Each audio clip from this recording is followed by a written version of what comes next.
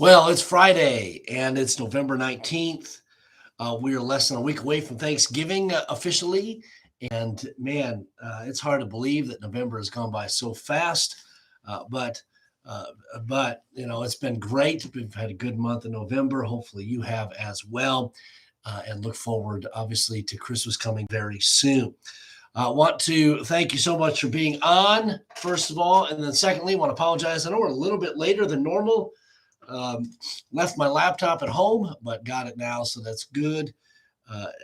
So it's why a little bit late. Had to run back home and grab it before recording our power up here, and so I apologize for that.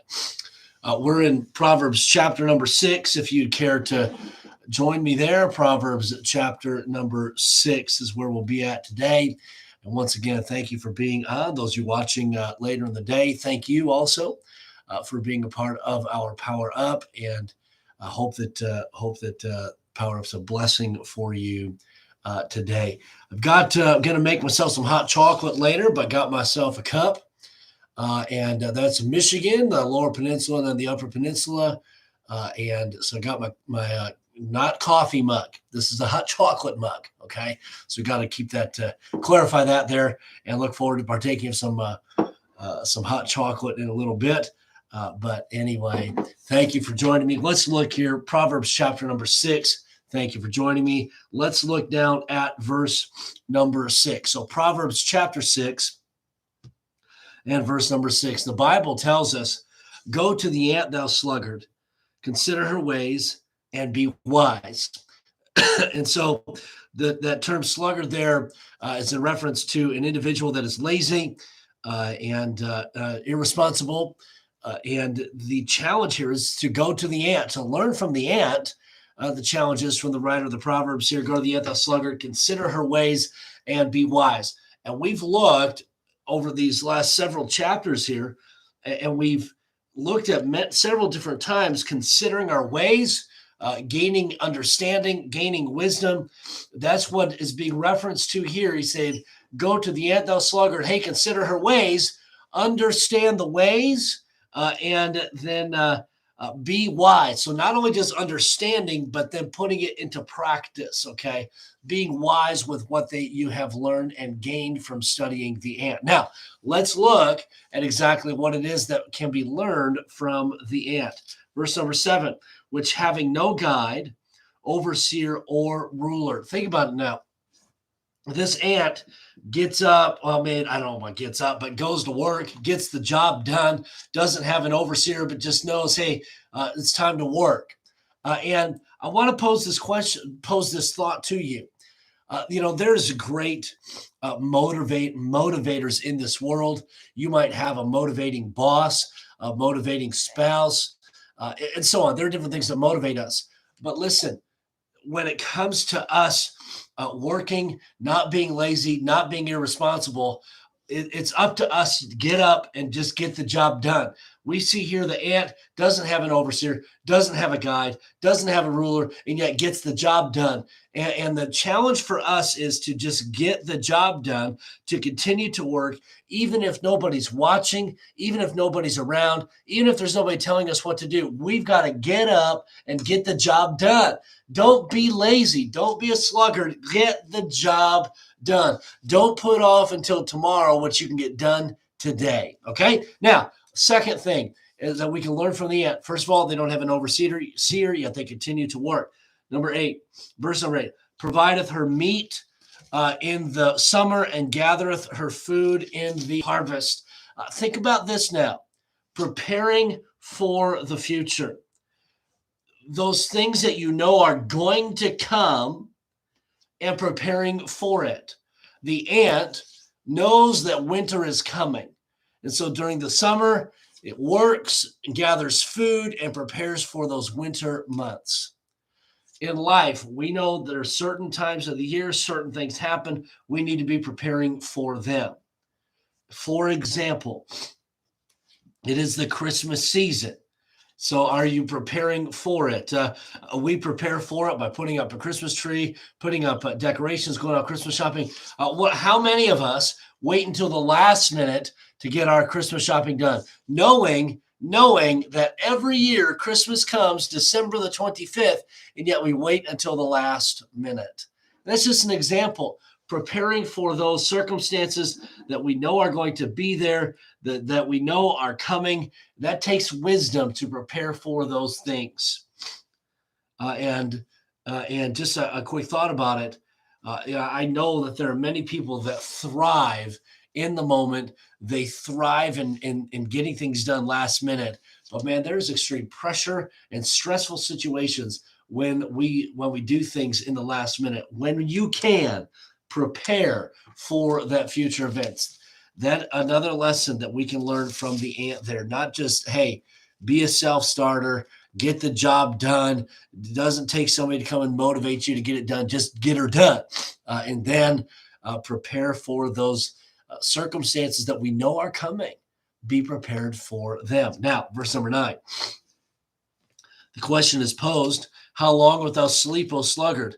When wilt thou arise out of thy sleep? And the question is posed to the sluggard. Hey, how long are you going to sleep? How long are you going to do it? How long are you going to sleep? When are you going to get up? For sometimes for myself, sometimes for my kids, the questions are, hey, it's time to get up. Hey, when are you going to get up? Come on, when are you going to get this done? When are you going to put this up? And my wife bought some Christmas decor. And not that she's been on me about getting it up, but she's asked, hey, when are you going to put that up for me? Hey, when are you going to get this done for me? And unfortunately, I keep putting it off. I just need to get it done. Just need to do it. And that's how we need to be in every facet of our life. Just get it done. Hey, live life on purpose. Plan things out. Prepare for things. Is everything going to go according to plan? No. But you need to prepare for it. So you need to awake out of our sleep. We need to get up and we need to get to it. Look at verse number 10. Look at the response now of the sluggard. So the sluggard's been asked two questions. Hey, how long are you going to sleep? When are you going to get up? Look at verse number 10.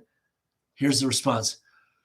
I picture it being like this. Oh, yeah, just a little sleep, a little slumber, a little folding of the hands to sleep. Just let me sleep a little bit longer. It's going to be okay. Hey, you're taking life too seriously. You're taking things too seriously. Come on, just let me go to sleep just for a little bit longer.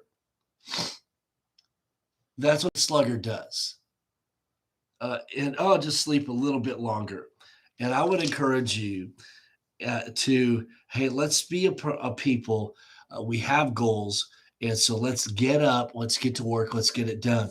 Let's not put off tomorrow what we can do today. And then we look at kind of what happens here. Verse number 11, the sluggard, the result of being lazy, of sleeping too long, not getting up, not having purpose, not being willing to work. Here it is, verse number 11. So shall thy poverty come as one that travaileth, and thy want as an armed man. And so in verse number 11, we see that poverty shall come as one that travaileth. That carries with it the idea of somebody where things don't come to them easy, and that's what happens when we are lazy and we rely upon other people to get the job done for us, or not necessarily that, not get the job, scratch that. But when we are lazy and we mooch off of everybody else, that's kind of what we're looking at, and just saying, you know what, it's not that important, not that big a deal.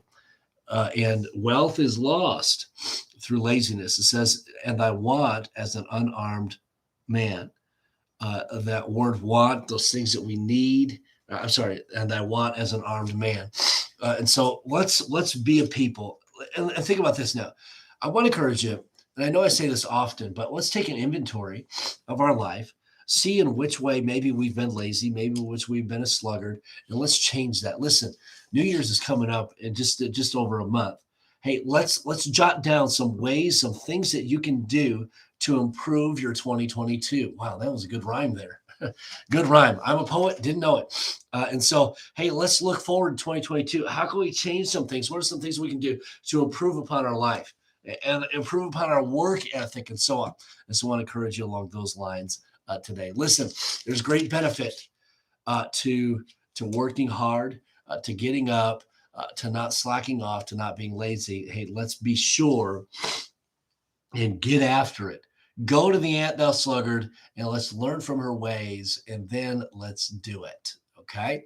Awesome. I'll leave you with those thoughts for the day. Trust that you'll have a great weekend, and Lord willing, we'll hope to see you in church this weekend. And then we'll have our power up time next on Monday there, our next time together, Lord willing. Let me give some shout outs to everybody here that are on this morning. Phil and Carol, thank you for being on. Enjoyed the snow. Got a couple inches last night, probably about 3 inches or so, depending on where you're at.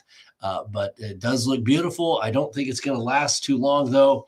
It's supposed to warm up just a tad today, and then even into the weekend, I believe, a little bit, or at least that's what it was doing. Cliff and Karen, good morning to you. Hope you are well. Ingrid, thank you for being on. Kids, thanks for listening. I hope you are at least. Brian and Cindy, good morning. Have a wonderful day. Gene, good to have you on. Have yourself just a wonderful weekend. And Sherry, good morning to you. Have a great day. And then those of you watching later on, be sure and comment. Be sure and share if it's been a blessing to you.